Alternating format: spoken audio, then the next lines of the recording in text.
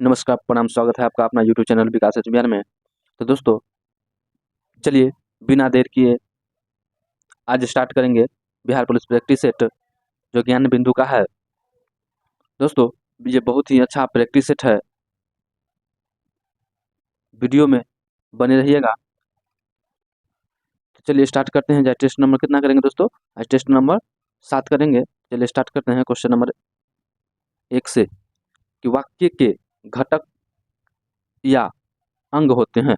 वाक्य के घटक या अंग होते हैं, तो यह होते हैं दोस्तों उद्देश्य और विधेय। तो इसका सही उत्तर क्या हो जाएगा दोस्तों? Option A. चलिए क्वेश्चन नंबर 2, जिन वाक्यों में एक उद्देश्य तथा एक विधेयक होता है उसे क्या कहते हैं? दोस्तों, जिन वाक्य में एक उद्देश्य तथा एक विधेयक होते हैं उसे सरल वाक्य कहते हैं। तो ऑप्शन बी इसका सही उत्तर हो जाएगा। अभिज्ञ का विलोम शब्द है दोस्तों, अभिज्ञ का विलोम शब्द क्या होगा? अनभिज्ञ। तो ऑप्शन ए इसका सही उत्तर हो जाएगा। चलिए क्वेश्चन नंबर 4, अमृत का पर्यायवाची शब्द नहीं है क्या दोस्तों? अमृत का पर्यायवाची शब्द नहीं है। तो चलिए जान लेते हैं कि अमृत का पर्यायवाची शब्द सोम होता है, पीयूष होता है, अमीय होता है। दोस्तों, तो अमृत का पर्यायवाची शब्द क्या नहीं है? तो होम, हिम अमृत का पर्यायवाची शब्द नहीं है। चलिए क्वेश्चन नंबर 5, निम्न में कौन एक उपसर्ग नहीं है? दोस्तों, कौन सा उपसर्ग नहीं है? उससे पहले जानते हैं कि कौन कौन उपसर्ग है। दोस्तों, अ उपसर्ग है, स्व उपसर्ग है, कु उपसर्ग है, ता जो है दोस्तों यह उपसर्ग नहीं है। चलिए क्वेश्चन नंबर 6, एक प्रत्यय लगाने पर सप्ताह का रूप क्या होगा? दोस्तों, सप्ताह में एक प्रत्यय लगाने पर क्या होगा? क्या होगा दोस्तों? वह होगा साप्ताहिक। है दोस्तों, साप्ताहिक। तो ऑप्शन बी इसका सही उत्तर हो जाएगा। चलिए क्वेश्चन नंबर 7, समास का अर्थ है। दोस्तों, समास का अर्थ है, दोस्तों समास का जो अर्थ होता है संक्षेप करना। क्या होता है दोस्तों? संक्षेप करना। तो ऑप्शन ए इसका सही उत्तर हो जाएगा। चलिए क्वेश्चन नंबर 8, निम्न में से कौन एक द्वंद्व समास का उदाहरण नहीं है? तो दोस्तों, द्वंद्व समास का उदाहरण नहीं है। दोस्तों, पहले ये जानते हैं कि द्वंद्व समास का उदाहरण कौन कौन है। तो पाप पुण्य द्वंद्व समास का उदाहरण है, घर बाहर द्वंद्व समास का उदाहरण है, धन धान्य। क्या दोस्तों? धन धान्य यह द्वंद्व समास का उदाहरण है, जीवन भर। क्या दोस्तों? यह द्वंद्व समास का उदाहरण नहीं है। चलिए क्वेश्चन नंबर 9, इस अधिनियम के द्वारा ईसाई मशीनरियों को भारत में धर्म प्रचार की अनुमति दी गई। तो दोस्तों, किस अधिनियम के तहत दोस्तों ईसाई मशीनियों को भारत में धर्म प्रचार की अनुमति दी गई? तो वह है दोस्तों चार्टर एक्ट 1813 के अधिनियम। तो दोस्तों, तो ऑप्शन बी इसका सही उत्तर हो जाएगा। चलिए question number 10, potty Shri Ramulu का संबंध था। दोस्तों, पेट्टू श्री रामुलू का संबंध दोस्तों भाषाई आधार पर पृथक राज्य की मांग करने वाले एक कांग्रेसी नेता है। एक चित्रकार जो राजनीतिक से संबंधित चित्रकार थे, यह नहीं होगा दोस्तों। एक कार्टूनिस्ट जो राजनीतिक संबंधित कार्टून बनाते, यह भी दोस्तों नहीं होगा। इसका सही उत्तर हो जाएगा ऑप्शन ए, पेट्टू श्री रामुलू, जो 1952 में भूख हड़ताल के दौरान में इनकी मृत्यु हो गई थी, जिनके तहत दोस्तों आंध्र प्रदेश को भाषाई आधार पर 1953 में राज्य बनाया गया। चलिए 103वां संविधान संशोधन अधिनियम का प्रावधान करता है। दोस्तों, 103वां संविधान संशोधन अधिनियम का प्रावधान क्या करता है? तो ये दोस्तों आर्थिक रूप से कमजोर वर्ग को शैक्षणिक व रोजगार क्षेत्र में 10% आरक्षण प्रदान करता है। तो ऑप्शन सी इसका सही उत्तर हो जाएगा। चलिए क्वेश्चन नंबर 12, पंचशील समझौता, गुटनिरपेक्ष आंदोलन की स्थापना आदि भारतीय संविधान के किस अनुच्छेद के अंतर्गत आते हैं? तो यह दोस्तों अनुच्छेद 51 के अंतर्गत आते हैं। तो ऑप्शन बी इसका सही उत्तर हो जाएगा। चलिए क्वेश्चन नंबर 13, निम्न में से कौन सा राज्य कार्यपालिका का हिस्सा नहीं है? तो दोस्तों, कौन सा राज्य कार्यपालिका का हिस्सा नहीं है? पहले ये जानते हैं दोस्तों कौन कौन हिस्सा है। तो राज्यपाल इस कार्यपालिका का हिस्सा है, मंत्रिपरिषद भी कार्यपालिका का हिस्सा है, दोस्तों महाधिवक्ता भी कार्यपालिका का हिस्सा है, महान्यायवादी यह दोस्तों कार्यपालिका का नहीं है, राज्य कार्यपालिका का यह हिस्सा नहीं है। चलिए क्वेश्चन नंबर 14, बाल कृष्णन समिति का संबंध था। दोस्तों, बाल कृष्णन समिति का संबंध दिल्ली के प्रशासनिक ढांचे के पुनर्गठन से है। तो ऑप्शन सी इसका सही उत्तर हो जाएगा। चलिए क्वेश्चन नंबर 15, निम्न में से किस अनुच्छेद का अब तक 100 से भी अधिक बार प्रयोग किया जा चुका है? दोस्तों, 100 से भी अधिक बार प्रयोग किए जाने वाला अनुच्छेद है वह है दोस्तों अनुच्छेद 356। तो ऑप्शन बी इसका सही उत्तर हो जाएगा। चलिए क्वेश्चन नंबर 16, 1907 में एक रॉयल आयोग का गठन किसकी अध्यक्षता में किया गया? दोस्तों 1907 में एक रॉयल आयोग का गठन किसकी अध्यक्षता में किया गया? तो यह दोस्तों हॉब्स हॉब हाउस दोस्तों हॉब हाउस की अध्यक्षता में किया गया। तो ऑप्शन सी इसका सही उत्तर हो जाएगा।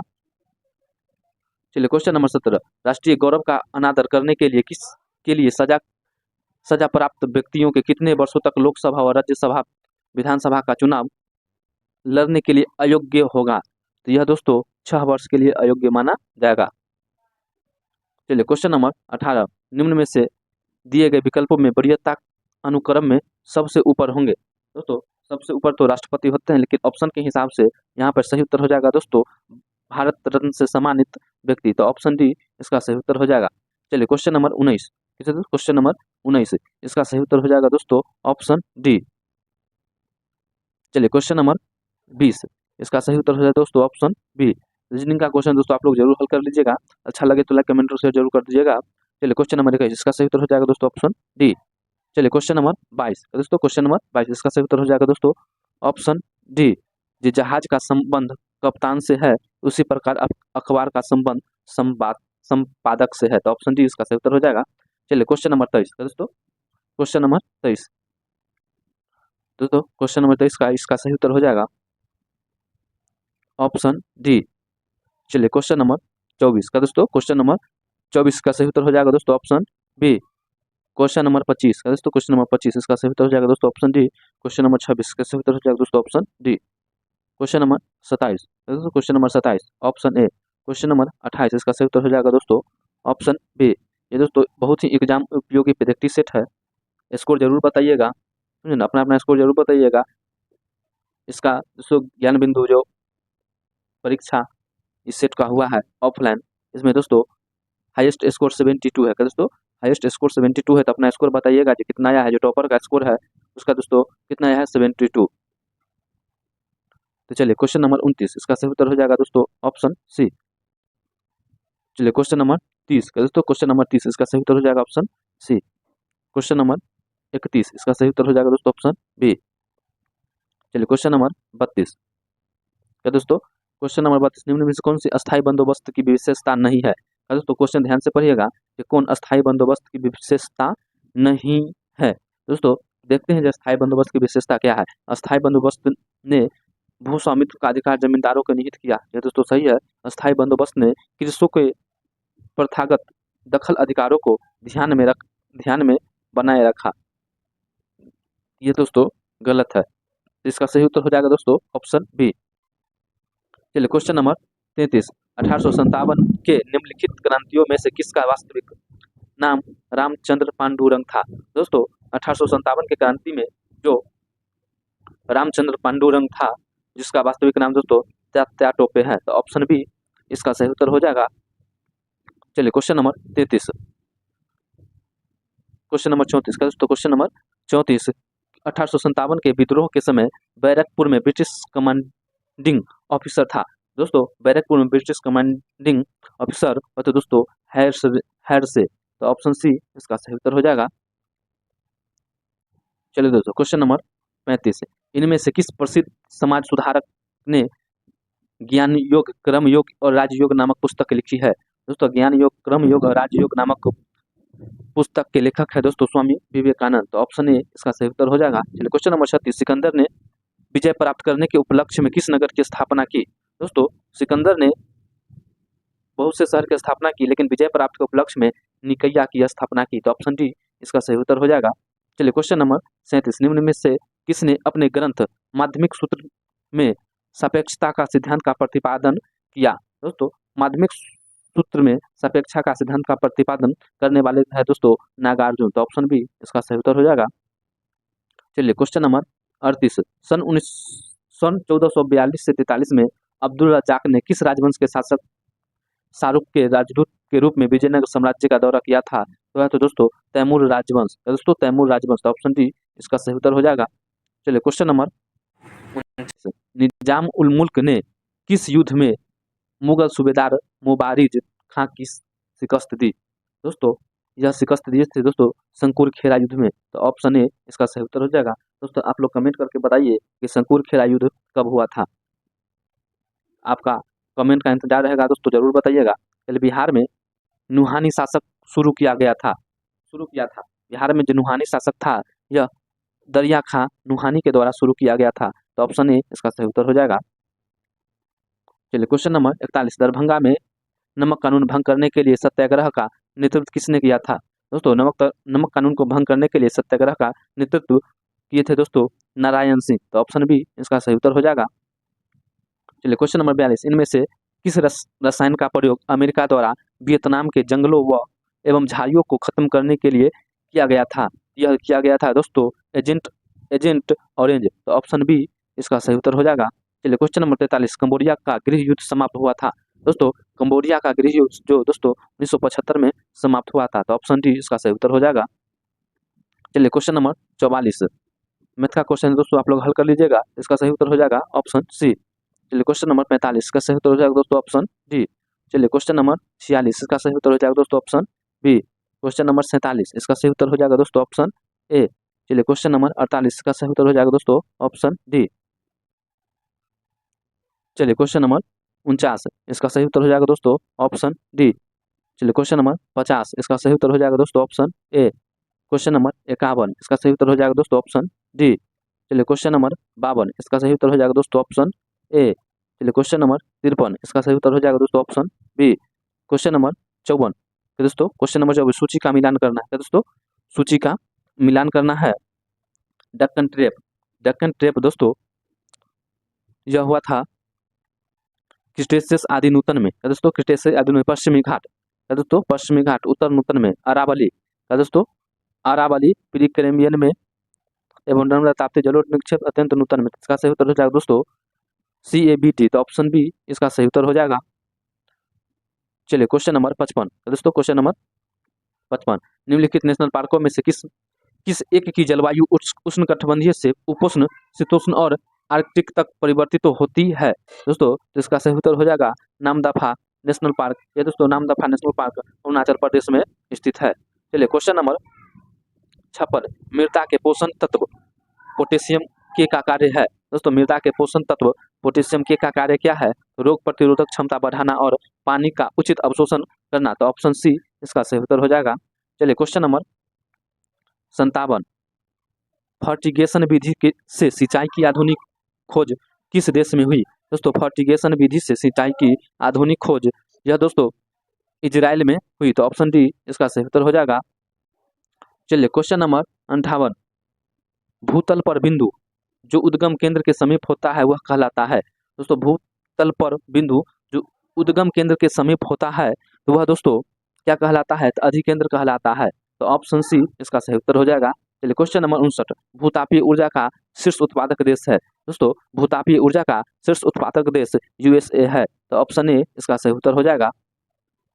चलिए क्वेश्चन नंबर 60, वर्ष 2011 की जनगणना के अनुसार बिहार की जनसंख्या घनत्व कितना है? दोस्तों 2011 की जनगणना के अनुसार बिहार की जनसंख्या घनत्व 1106 प्रति व्यक्ति वर्ग किलोमीटर है। तो ऑप्शन डी इसका सही उत्तर हो जाएगा।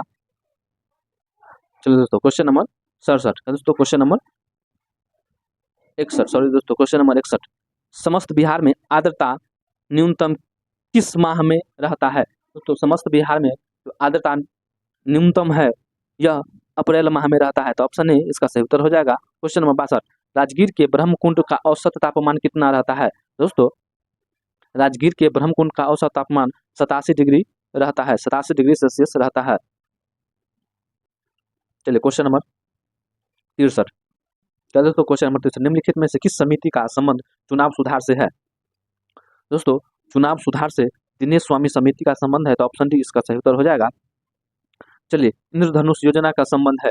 दोस्तों इंद्रधनुष योजना का संबंध सार्वजनिक क्षेत्र के बैंकों से है। क्या दोस्तों?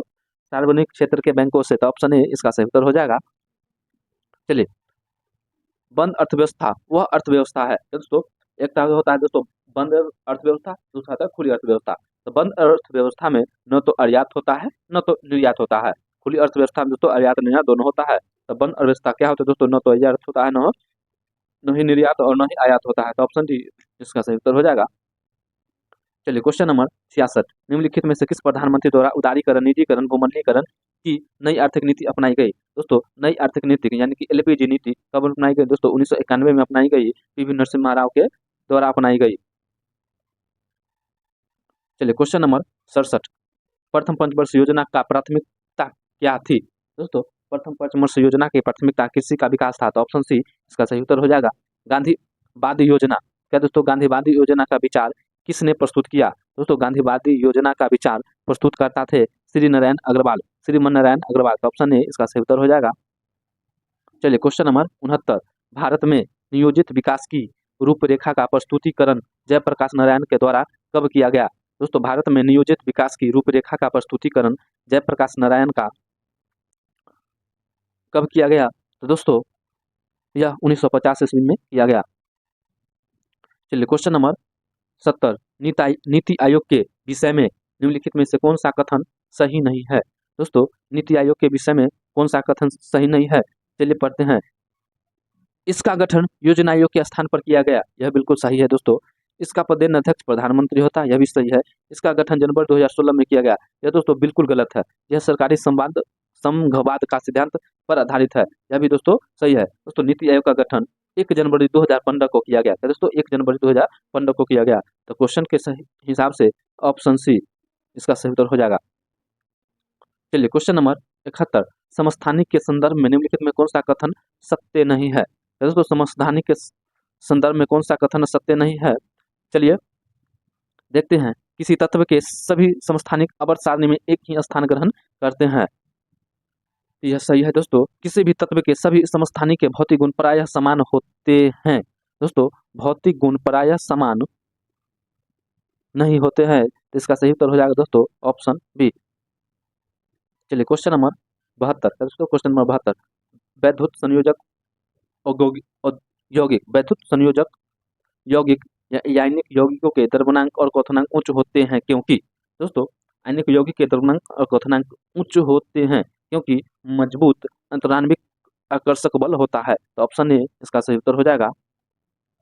चलिए क्वेश्चन नंबर 73, अवोगाड्रो का परिकल्पना के अनुसार यदि समान ताप और दाबों पर गैसों का आयतन भी एवं गैस के मोलों की संख्या n हो तो निम्न में से कौन सा सत्य है? चलिए इसका ऑप्शन देखते हैं। तो दोस्तों इसका सही उत्तर हो जाएगा भी समानुपाती n, ऑप्शन सी इसका सही उत्तर हो जाएगा। चलिए क्वेश्चन नंबर 74, निम्न में से कौन सा एक एंटीमनी का अयस्क है? तो दोस्तों एंटीमनी का अयस्क कौन सा है? दोस्तों तो एंटीमनी का अयस्क स्टिबनाइट है, तो ऑप्शन ए इसका सही उत्तर हो जाएगा। चलिए क्वेश्चन नंबर 75, क्या दोस्तों क्वेश्चन नंबर 75 में बोला है कि नमक को खुली हवा में छोड़ देने पर हवा से नमक नमी को सोख लेता है क्योंकि? दोस्तों नमक को खुली छोड़ देने पर हवा से नमी को सोख लेता है, क्यों सोख लेता है? क्योंकि अशुद्धि के रूप में मैग्नीशियम क्लोराइड होता है, तो ऑप्शन बी इसका सही उत्तर हो जाएगा। चलिए क्वेश्चन नंबर 76, जीवित मानव शरीर में सबसे कम पाए जाने वाला तत्व है? दोस्तों जीवित मानव शरीर में सबसे कम पाए जाने वाला तत्व है दोस्तों मैग्नीज, ऑप्शन डी इसका सही उत्तर हो जाएगा। चलिए क्वेश्चन नंबर 77, कार्बन टेट्राक्लोराइड को अन्य किस नाम से जाना जाता है? दोस्तों कार्बन टेट्राक्लोराइड जो है इसका अन्य नाम है दोस्तों पायरीन, दोस्तों पायरीन, तो ऑप्शन सी इसका सही उत्तर हो जाएगा। क्वेश्चन नंबर 78, साबुन निर्माण में होने वाली अभिक्रिया साबुनीकरण कहलाती है, मूलतः साबुन किसके सोडियम और पोटेशियम लवण है? दोस्तों साबुन किसके सोडियम मूलतः साबुन किसके सोडियम या पोटेशियम लवण है? तो यह है दोस्तों दीर्घ श्रृंखला मोनोकार्बोनिक अम्ल के, तो ऑप्शन ए इसका सही उत्तर हो जाएगा। चलिए क्वेश्चन नंबर 79, दोस्तों क्वेश्चन नंबर 79, हवाई जहाज के टायरों में चौड़ा करने के लिए निम्नलिखित कौन सी गैस प्रयुक्त होती है? दोस्तों हवाई जहाज के टायरों को चौड़ा करने के लिए कौन सी गैस प्रयुक्त होती है? दोस्तों तो नाइट्रोजन गैस प्रयुक्त होती है, तो ऑप्शन सी इसका सही उत्तर हो जाएगा। चलिए क्वेश्चन नंबर से, निम्नलिखित में से कौन सी कोशिकीय अवशिष्ट है? दोस्तों कौन कोशिकीय अवशिष्ट है? तो वह है दोस्तों CO2, तो ऑप्शन ए इसका सही उत्तर हो जाएगा। चलिए क्वेश्चन नंबर 81, निम्न में से किस प्रक्रिया के कारण समुद्र का पानी नीला दिखाई देता है? दोस्तों समुद्र का पानी नीला दिखाई देता है प्रकीर्णन के कारण, तो ऑप्शन सी इसका सही उत्तर हो जाएगा। चलिए क्वेश्चन नंबर 82, लेंस की फोकस दूरी अपवर्तनांक और वक्रता त्रिज्या में संबंध क्या है? इसका संबंध है दोस्तों, तो इसका सही उत्तर हो जाएगा option A. Question number 83, fridge में फ्रीओन द्रव एक वाष्पक कुंडली में भरी रहती है जो वाष्पीकृत होकर ठंडक उत्पन्न करती है, यह वाष्पक कुंडली बनी होती है, वाष्पिक कुंडली दोस्तों तांबा की बनी होती है, तो ऑप्शन सी इसका सही उत्तर हो जाएगा। चलिए क्वेश्चन नंबर 84, लेंस की क्षमता का मात्रक होता है? दोस्तों लेंस की क्षमता का मात्रक होता है डायोप्टर। तो ऑप्शन ए इसका सही उत्तर हो जाएगा। चलिए क्वेश्चन नंबर 85, निम्नलिखित में से किस नियम के अनुसार किसी वस्तु की इकाई तल से उत्सर्जित विकिरण ऊर्जा की दर ई के द्वारा ई उसके कह दो तो उसके परमताप टी के चौथे घात के अनुक्रमानुपाती होती है? इसका सही उत्तर हो जाएगा दोस्तों स्टीफन का नियम। तो ऑप्शन डी इसका सही उत्तर हो जाएगा। क्वेश्चन नंबर 86, जल में ध्वनि की चाल कितनी होती है? दोस्तों जल में ध्वनि की चाल होती है 1493 मीटर प्रति सेकेंड। दोस्तों तो ऑप्शन ए इसका सही उत्तर हो जाएगा। क्वेश्चन नंबर 87, दोस्तों एक क्वेश्चन आपके ऊपर छोड़ देते हैं, ये 332 मीटर प्रति सेकेंड यह किसकी चाल होती है? दोस्तों किस में चाल होती है आप लोग जरूर बताइएगा। रेडियो किस सिद्धांत पर कार्य करता है? दोस्तों रेडियो जो है अनुनाद के सिद्धांत पर कार्य करता है। तो ऑप्शन बी इसका सही उत्तर हो जाएगा। चलिए क्वेश्चन नंबर 88, सामान्य श्वसन के दौरान लगभग वायु की कितनी आयतन फेफड़े में हर समय भरी रहती है? तो वह दोस्तों 1500 मिलीलीटर। तो ऑप्शन सी इसका सही उत्तर हो जाएगा। क्वेश्चन नंबर 89, सबसे पहले डीएनए की खोज किसने किया? दोस्तों सबसे पहले डीएनए की खोज किया था दोस्तों हेनरिक मिशर ने। तो ऑप्शन ए इसका सही उत्तर हो जाएगा। चलिए क्वेश्चन नंबर 90, निम्नलिखित में से कौन सा अलैंगिक प्रजनन का एक प्रकार नहीं है?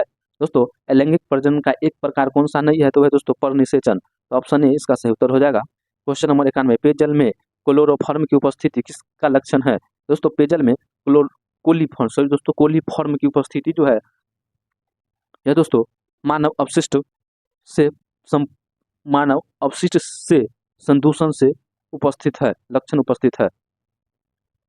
क्वेश्चन नंबर 92, पर्यावरण अध्ययन के संदर्भ में CERS किसे संदर्भित करता है? तो यह दोस्तों certified emission reduction. Option A इसका सही उत्तर हो जाएगा।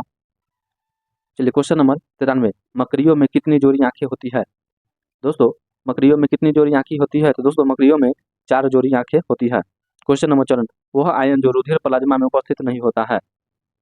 क्या दोस्तों रुधिर प्लाज्मा में कौन उपस्थित नहीं होता है? तो वह होता है दोस्तों कॉपर, यह उपस्थित नहीं होता है। क्वेश्चन नंबर 95, गन्ने की नासी जीव कौन सा है? दोस्तों गन्ने की नासी जीव है पिंक बोरर। तो ऑप्शन ए इसका सही उत्तर हो जाएगा। चलिए क्वेश्चन नंबर 96, दुनिया के सबसे बड़े लिथियम भंडार की खोज की गई है? दोस्तों दुनिया के सबसे बड़े लिथियम भंडार की खोज की है वो दोस्तों साल्टन सागर में। तो ऑप्शन ए इसका सही उत्तर हो जाएगा। चलिए दोस्तों question number 97, mobile bridge system सर्वत्र किसके द्वारा लॉन्च किया गया है? दोस्तों मोबाइल ब्रिज सिस्टम सर्वत्र जो है यह DRDO के द्वारा लॉन्च किया गया है। चलिए क्वेश्चन नंबर 98, PM जनमन अभियान का संबंध है? दोस्तों PM जनमन अभियान का संबंध जनजातियों से है। तो ऑप्शन डी इसका सही उत्तर हो जाएगा। चलिए क्वेश्चन नंबर 99, दिसंबर 2023 में पूर्वी क्षेत्रीय परिषद की 26वीं बैठक का आयोजन किया गया था? यह दोस्तों आयोजन पटना में किया गया था। चलिए क्वेश्चन नंबर 100 और आज का लास्ट क्वेश्चन। दोस्तों इससे पहले चैनल पर नहीं तो चैनल को सब्सक्राइब कर लीजिएगा, अच्छा लगे तो कमेंट और बेल आइकन प्रेस भी ऑन कर लीजिएगा और अपने दोस्तों को भी शेयर जरूर कीजिएगा। तो चलिए आज का लास्ट क्वेश्चन है कि 16वें वित्त आयोग की अध्यक्ष के रूप में निम्नलिखित में किसे नियुक्त किया गया है? दोस्तों इससे अरविंद पनघरिया को नियुक्त किया गया है। तो ऑप्शन ए इसका सही उत्तर हो जाएगा। तो फिर मिलते हैं दोस्तों अगले वीडियो में नए जोश और नए अंदाज के साथ। तब तक की जय हिंद।